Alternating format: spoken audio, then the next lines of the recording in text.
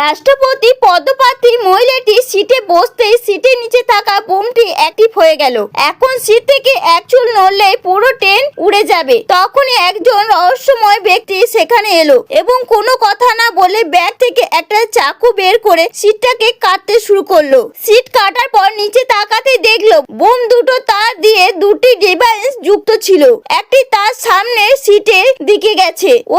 ওই সিটটা কাটতেই দেখলো বোমের সামনে ব্রেক ভর্তি একটি ব্যাগ রাখা, যা বোম ব্লাস্টের সঙ্গে সঙ্গে মানুষের শরীর ক্ষতবিক্ষত করে দেয়। তারপর সেখানে পুলিশ আসতে লোকটি তাদেরকে সেখান থেকে চলে যেতে বলল। তারপর লোকটি তার ফোনটিকে সিটের তলায় স্লাইড এবং তার মাউথ ওয়াশ দিয়ে দেখতে লাগলো। মহিলাটি ভীষণ ভয় করছিল। লোকটি তাকে আশ্বস্ত করলো।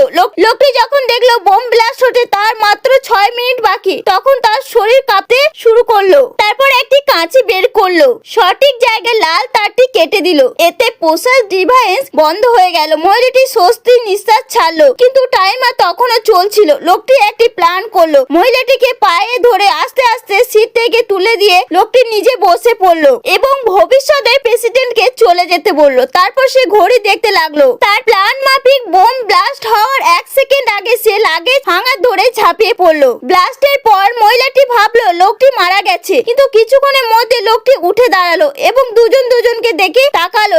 লোকটিকে দেখে মেয়েটির মনে ফিলিংস জন্মালো।